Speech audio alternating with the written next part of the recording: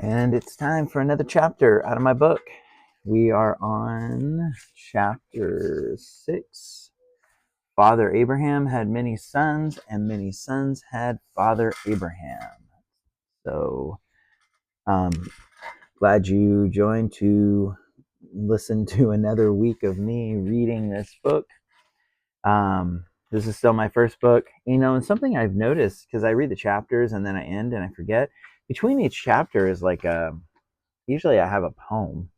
And for some reason, I don't know why, I always skip the poems. I just now thought about that. So, um, here, let me read you the one from last week. So, this one's called Extra Life. The power switch is on, the 8-bit music and its looping song. Another life, another chance, another hour wasting away, another way to face today. Dropped from reality down this hole in the heart of what once mattered. Tattered and torn, these worn lives disappear. With death and life in another level so near, a single tear falls down from this intense gaping stare, gazing the screen out and fading this world out. Another light burns out. When the darkness fades out, these past laughs and simple days of company gained, too deep to contain, to explain, the pain too close to comprehend. When will it end and not start again? At the beginning of the last stage, waiting for another turn to page, put down the controller, stop the play, and useless play on words, unheard in my head. So I press pause and rewind to a time, this life but a game without competent design, when the songs stopped singing and the extra lives came ringing in, bringing in the apathy and empathy when sympathy would only go as far as the nose on your face, and misplace the reason to continue. When you die, press start again to continue. That's it's like between chapter 5 and chapter 6. So I'll do a better job of trying to remember to read those. And this is Adam is God, Eve is us, strange stories about aliens, angels, and the love of God from the book of Genesis. And today, not only you get to watch the YouTube, I'm actually reading it live on TikTok. So if you're on TikTok, then you get to listen to me read my book. So have fun. Okay, chapter 6. Father Abraham had many sons, and many sons had Father Abraham. We demand a sacrifice, the Knights of Ni. That's my quote for this chapter. I love it when you call me Big Papa, Notorious B.I.G. These quotes are definitely fun. So, have you ever had to work a job that was so miserable that you still have nightmares every now and then today? I did something like this when I lived 4 hours away from where I worked. I would work outside all day in the elements, then turn around and drive home to arrive 22 hours from when I left. I had a lot of time to listen to cassette tapes filled with voices from the past. One that really stuck in my head was an old sermon on Abraham, the father of faith. As young parents in our own as young parents on our own in Madera, California, in our early 20s, Holly and I learned money was in short supply and living out on our own was becoming more difficult than I expected. But we heard something surreal and divine, drawing us to build our life a couple hundred miles from where we were raised. Something that pushed us past the struggles to continue building our life in a church in Madera. Something that made those $15 dinner nights out at Carl's Jr. like royalty at a king's table. This something made sure we had everything we needed and never let us down. As a 43-year-old who has spent more than half my life, 43, that was like 6 years ago. As a 43-year-old who has spent more than half my life with Jesus, I can tell you it gets easier as you realize that you will not be let down. I can say with confidence now, but it did not look so good back then. Back when the weight of the world rested comfortably on my shoulders. There was another $500 in bills I needed to pay with $200. Worrying my way home, exhausted. I remember the night I was driving back home, half asleep, with toothpicks on my eyelids, bruises on my legs from fighting sleep. I popped in this tape, and it was like the world awoke around me. My visibility restricted. Huh. That's weird. Okay. Half asleep. Okay. I popped in this tape, and it was like the world awoke around me as an old time preacher's voice lights up the radio with his South Texas drawl.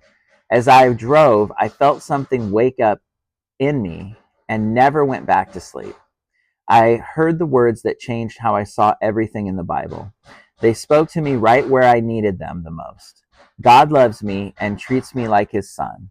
He made a covenant with me in blood, and now I am an adopted child of the King. And then this is from Galatians 3:29. If ye be Christ, then you're Abraham's seed and heirs according to the promise. What did this mean? I never felt that much like a son, let alone a worthy one, until this moment. I found out God adopted me as a son. God found a way to reach me at this moment with exactly what I needed to hear about. Being a God outside of the constraints of time, this moment could have been planned maybe centuries ago, culminating in the single moment I have with God in that car speeding down the highway, half asleep and road weary. God spoke to me as God spoke to those ancient people, exactly how they could understand at a level using their own language. He called God's he is called God's friend and the father of faith, yet I see him not hesitant to sacrifice his son. Trying to connect these two is difficult, especially if you are still holding on to the old mainstream Christian crutch. It's time to throw that crutch down and walk. We are going to get into some faith walking ground, so hang on. This chapter is my Bible study chapter where we go deep into one of the most misunderstood and disheartening stories yet. In our it's 2020 here. Man, I wrote this 6 years ago. It doesn't seem like it was that long ago. In our 2020 sunglasses, the colors do not seem right. I want to help you see it is another amazing story of God's love. How did God speak to the ancient inhabitants in Genesis? This is a good place to start. I think we can sum it up in two ways: covenant and sacrifice. We are going to start with sacrifice, then move on to covenant. How did the ancients respond and interact with this environment that they lived in, constantly in defeat? Remember, from the very beginning, Cain and Abel offered sacrifices. Actually, the first blood sacrifice happened in the garden moments after the fall of man. The humans in their new fallen, rebellious state felt naked. They were naked all along, but now they could feel something different. They could not explain it. The Bible says, I hid myself because I was naked. So God killed two animals, covered the humans with the skin of those animals. Adam and Eve should have died, but they didn't. God paid the price for the death owed through the blood of these animals. I believe these skins were fresh from the animal, blood and all. They were covered in the blood. Life is in the blood. Blood of Abel still speaks. These are all things the Bible says. From scriptures from Leviticus about blood. It's funny because I put that in quotations because there's a ton of scriptures in Leviticus about blood. Sorry, it's my strange Bible humor. Blood is a big theme in the Bible. The human fruit juice was somehow tied to staying alive, so they knew it was important. Blood has a special place with ancient people. They understood this stuff kept us alive somehow. If it were spilled, we would not live anymore. Blood became the understanding of the day, and not just the Hebrews in ancient Canaan. According to the Britannica Online, Indra was offered a bull, and Sura, the sun god, was offered a white male goat. Similarly, the ancient Greeks sacrificed black animals to deities of the dark underworld, swift horses to the sun god Helios, pregnant sows to the earth mother Demeter, and the dog, guardian of the dead, to Heraclete, goddess of darkness. The Syrians sacrificed fish, regarded as the lord of the sea and guardian of the realm of the dead, to the goddess, I can't even say this name, Artagatus, and ate the consecrated offering in a communion meal with the deity, sharing in divine power. An especially prominent sacrificial animal was the bull, or its counterparts, the boar and the ram, which, as the representation and embodiment of the cosmic powers of fertility, was sacrificed to numerous fertility gods: the Norse god Freya, Greek, the bull of the earth, Zeus, and in India, the bull of heaven to Indra. So animal sacrifice became a way of humans to rid themselves of the guilt of wrongdoing and feel like they can appease the gods. So the question is, when is there too much blood? Or when is too much blood too much? Is probably the best way to say it. When sacrifice isn't enough, we have a covenant. We actually have a surprisingly good understanding of the covenant and how it was used as a normal practice during Abraham's days. The Mari tablets, discovered in the 1930s in present-day Syria, shed light on what life was like during the early years of history, going back even to the time of Abraham. These tablets, some 20,000 in number, describe a wide variety of practices in covenant making in ancient cultures. Among these many details described, one of the rites of covenant making during the days of Abraham was the cutting of a covenant. So we know the act of shedding blood to make agreements with men and gods was normal. What can I give to this God to get what I need? What must I give up? How can I offer something to these forces outside of me? It starts with this, and then burning something turns into someone, and this is where you have to ask, when is enough enough? When have you sacrificed enough? Child sacrifice wasn't the norm at the time in the area. I'm talking about Abraham, but it wasn't uncommon. A sad reality in a world driven by evil blood gods and ignorant fools. You can never give enough blood. When God comes to Abraham and says, offer your son, your only son, Abraham goes about it like second nature, no questions asked. This was a normal part of society. So a God asking for the most important thing in your life was normal, right? Abraham was raised in the house of an idol maker and would understand these rituals. Abraham understands when his blood brother asks for something, you have to give it up. Wait, when did Abraham and God become blood brothers? But you kind of missed that one. So you got to read Genesis chapter 15. How do I know you're telling me the truth? Well, God and Abraham walked through the blood and swore an oath. God made a covenant with Abraham, sealing it in blood. They made a promise, a commitment, like wedding vows. They offered their time, possessions, and protection to each other. Let it be done to me what was done to these animals if I don't keep my end of the covenant. There are tons of examples of these practices, including a fitting example in the stories of Stanley and Livingstone in Africa. If you've never had a chance to read that, and I know it's one of those things probably in history classes they don't really spend a lot of time teaching about anymore, but it's worth a read. So I'm going to read you from the book from Stanley and Livingstone in Africa. When Sir Henry Morton Stanley conducted his famed search for Dr. David Livingstone in Africa, he was confronted by a particularly powerful tribe that tried to hinder him from proceeding. The guide who was with him explained that if he wanted to continue his search, he would have to cut the covenant with the chief of the tribe. He was not sure what that implied, so he asked. The guide explained that there would be an exchange of gifts and that blood, Dr. Stanley's as well as the chief's, would have to be shed. Dr. Stanley agreed and they began the process. Before the blood was shed, they had to exchange gifts. Dr. Stanley was not in good health and took a goat with him everywhere he went for its milk. When the chief said that he wanted the goat, therefore it was a difficult decision for Stanley to make. If he failed to please the chief and did not successfully cut the covenant, he would not be allowed to continue his search. In the end, he yielded and gave the goat. In exchange, he received a tall spear wrapped in copper. You probably never heard this story before. This is really interesting.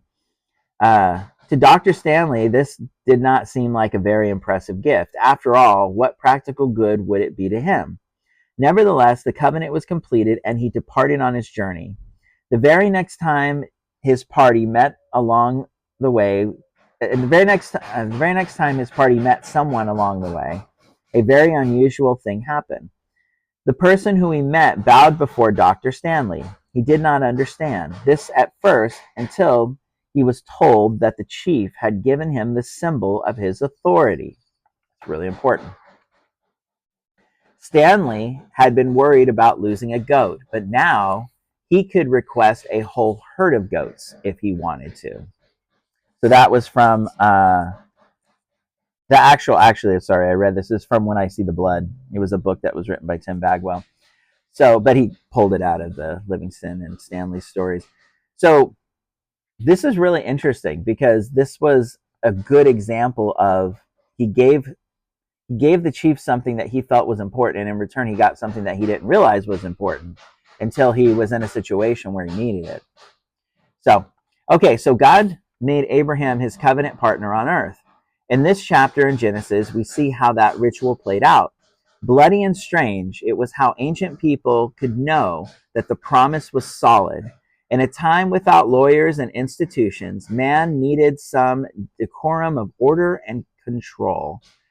The woman that wrote Hebrews says, since God, I'm going to throw that in every single chapter. If you've been watching all these videos, every single chapter I like to throw a little stab at the fact that the unknown writer of Hebrews was a woman, but you know, I like doing that. It's fun.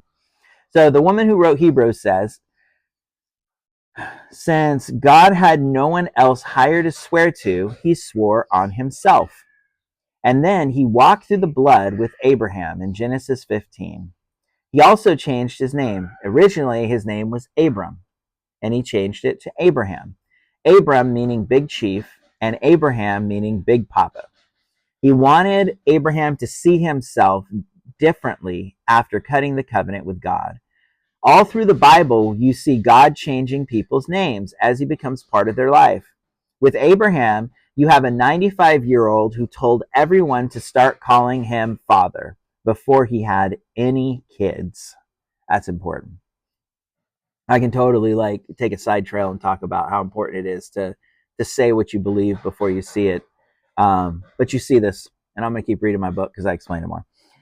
As it is written, this is from Romans 4:17. As it is written, a father of many nations I have made you, in the sight of God whom he believed, even God who gives life to the dead and calls those things that are not as though they were. God told Abraham, you are already the father of many nations before you have one kid. Say about yourself what God says about you. In God's eyes, it's already done. Abraham was already a father of many nations. Proverbs 18:21 says, the power of life and death is in your tongue. It's really important. Your age or disability does not matter. Abraham was 90 and without a child. You know he sounded ridiculous to the rest of the crew. Abraham had a crew, actually. I don't know if you knew that. He rolled up 300 deep in the night to save Sodom and Gomorrah. Look it up. He had a group of 300 soldiers with him. So what promise did he have to put his mind at ease? So what promise did Abraham have to put his mind at ease? The day they walked the blood. What part? Circumcision. When a covenant is cut, blood is shed. This covenant with Abraham was a continuation of the promise of Eve. Crush the head of the Nakish, or the serpent. The promise came through reproduction and procreation. And how is that done? So the mark is made in a place where that would represent procreation. Just like a wedding band, its placement is purposeful for the sake of the covenant. When a covenant partner asks you for something, you give it. In this story, God did not need Isaac, we did.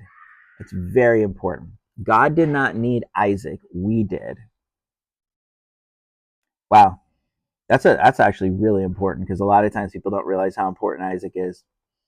We needed Abraham to be willing to offer his son, his only son whom he loves. Do you see that? If you read Genesis before, you know Abraham has another son, Ishmael, born to Hagar, Sarah's Egyptian slave. So why would God call Isaac his only son? Galatians says that there is a child of the law and a child of the promise. Here is the scripture. After these things, God tested Abraham. That's Genesis 22:1. The same Hebrew word is used speaking of David using Saul's armor. He said he had not yet tested or relied upon it. That's very important. So he was not sure of it. Covenant speech. God needed Abraham to be willing to give up his son, his only son, the son whom he loved. And actually, one of the interesting things, this is a side note, I don't even mention it in here. I don't know. I think I felt like it was too complex. But the Greek Septuagint is the Greek version of the Old Testament that we have copies of that are ancient. And the word that's used here for Isaac, your only son, is monogenes. And monogenes is the same word that's used in John 3:16, referring to Jesus. Very important. It means unique. It means unique. Okay. Okay, so God, the Father, will be willing to give up his son, his only son, the son whom he loves, the promised child, born miraculously thousands of years later in a stable outside of Bethlehem. God swore to keep his covenant as an everlasting covenant with Abraham. This means it passed even Abraham's lifetime. The promise was to his seed, and his seed needed help. We needed God to provide the sacrifice. We needed Isaac.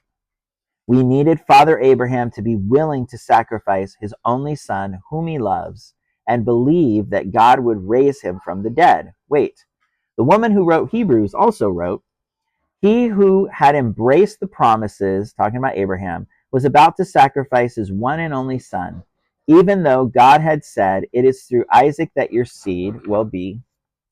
Abraham reasoned that God could even raise the dead, and in a manner of speaking, he did receive Isaac back from the dead. And then James says that he was called a friend of God. I want to do a side by side of the original Hebrew and interpreted English of the passage that speaks of God's request for Isaac. I want a few things noted here before we start. This is an anomaly in the scripture since there is never another place in the Bible or extra biblical sources that rely on the idea that child sacrifice was never asked for by God, except for this situation. Here's the story in my commentary. And I actually wrote it out in Hebrew just to make a point that a lot of times people read the stories in English and they put their 2026 ideas behind the stories instead of actually reading the original and figuring out what it means. So, Genesis 22:1. After these things, God tested Abraham and said to him, Abraham, he said, here I am. Tested. We covered that above. This is covenant wording that means to rely upon or require proof, like in metalworking. Then James says that Abraham was a friend of God. This meant God is required to do the same for his covenant partner. The word friend is a covenant word. It was used in Hebrew and then also by James that it means it's a person who's a partner, a covenant partner with somebody. And then in Genesis 22, he says, now take your son, your only son, whom you love, Isaac, and go to the land of Moriah and offer him there as a burnt offering on one of the mountains which I will tell you of. Here is a New Testament example of Jesus' baptism. In Matthew 3:17, which says, and behold, a voice out of the heavens said, this is my beloved Son, in whom I am well pleased. It is used over 10 times in the New Testament, echoing this from Abraham's experience. Abraham rose early in the morning, which is also covenant speak, and saddled his donkey, and took 2 of his young men with him, and his son Isaac.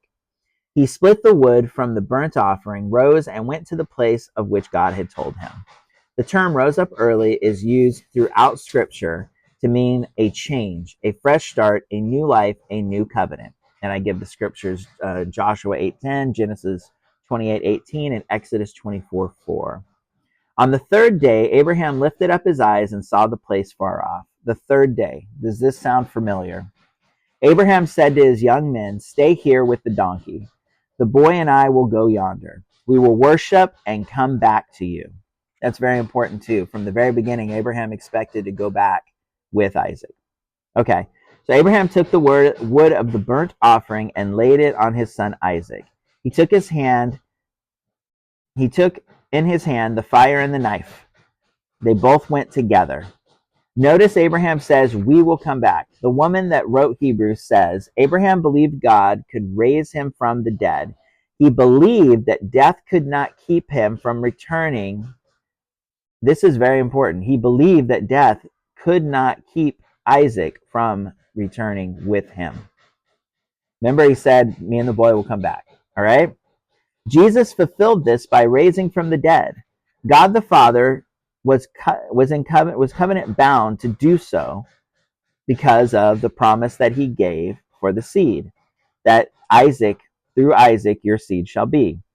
And believe that there will be a resurrection. He believed it. Abraham believed that there would be a resurrection, and now we will be part of it. Isaac spoke to Abraham his father and said, My father. He said, Here I am, my son. He said, Here is the fire and the wood, but where is the lamb for the burnt offering? Another very important thing. Abraham said, God will provide himself the lamb for a burnt offering, my son. That's powerful. You see, the problem is, sorry, I just made a really loud noise by hitting my microphone. The problem is we get so caught up in the God asking for a sacrifice thing, we kind of miss the point of the whole covenant and what the covenant speech is going on here. He tells Isaac that God will provide a sacrifice. The term is, I like saying Jehovah Jireh because that was my Pentecostal upbringing. To pronounce it in Hebrew, I would just butcher it. So I'm going to go with Jehovah Jireh. It means God is our provider. God will provide the sacrifice. This was different from the other gods. The Most High will provide the sacrifice, and he did. The story is amazing in that Father Abraham, born in the house of idols and false gods, meets the real Most High Father and understands he is the God that provides his own sacrifice. There's no more blood for the gods. The Lord will provide. This is quite different. Here is a God that wants to give. Abraham knows this God who cut the covenant will not take away his only son. So they both went together. They came to the place which God told him of. Abraham built the altar there and laid the wood in order, bound Isaac his son, laid him on the altar and the wood. Abraham stretches out his hand, takes the knife to kill his son. God's angel calls out to him out of the sky and says, Abraham. He says, Here I am. He says, Now I know that you respect God. That's another covenant word, respect. Since you have not withheld your son, your only son. Once again, still using that covenant speech. So Abraham returned to his young men, and they rose up together and went to Beersheba, and Abraham lived there. This is especially important and worth repeating a few times. I see two things at work. This is new. This is progressive. It's a big step forward in human progression. Here is a God that provides and does not ask for anything in return. Here is a God that will be a provider of things, not a taker of things. Okay, that's important. And then number two, now that God's blood brother Abraham has stepped forward to offer his son, his only son, whom he loves, God will have to offer his son, his only son. His only begotten son is what I love that in the old King James. It's actually monogenes, it means unique. That God will have to offer his son, the son whom he loves. This is because they cut a covenant. God is now required to fulfill his part and bless the seed of Abraham as an everlasting covenant, including the resurrection from the dead. Abraham believed God would bring his son back. Now God has to do the same for us. Isaac was the most important of Abraham's descendants for this reason. Isaac made the resurrection available to us. This is how Paul could say so confidently in the chapter written about the resurrection, 1 Corinthians 15, O death, where is your sting?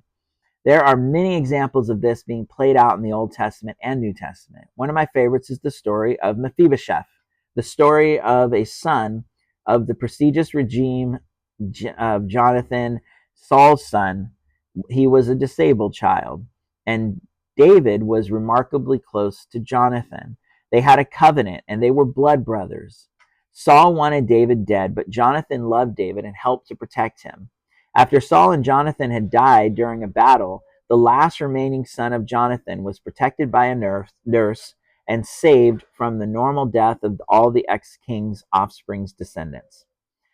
Mephibosheth lived his life in Lodabar and was extremely poor.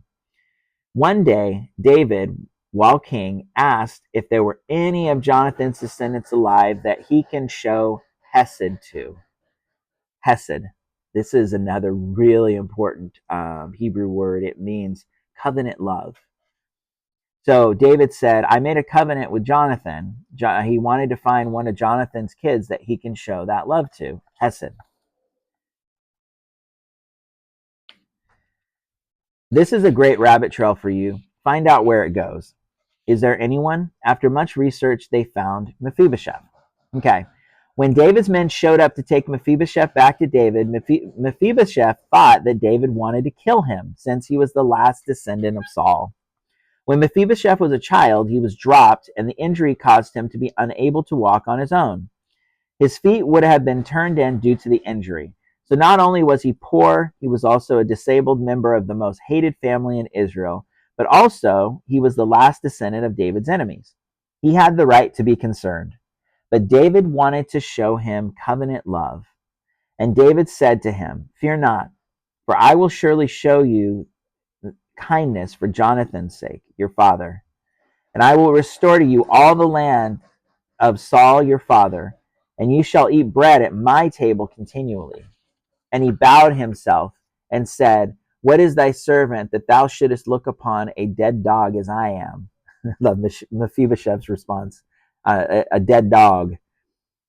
Then the king called to Ziba, Saul's servants, and said to him, I've given unto thy master's son all that pertained to Saul and to his house. I enjoy how Mephibosheth could not get this. It has nothing to do with you. That's the important part. It had nothing to do with Mephibosheth. He's like, I'm a dead dog, but David's like, nah, give this guy all the king's stuff. Jesus' blood on the cross was a demonstration of God's hesed, God's covenant love. Do not look at me, God. I'm a dead dog. No, you're not. You're sitting at the table of the king.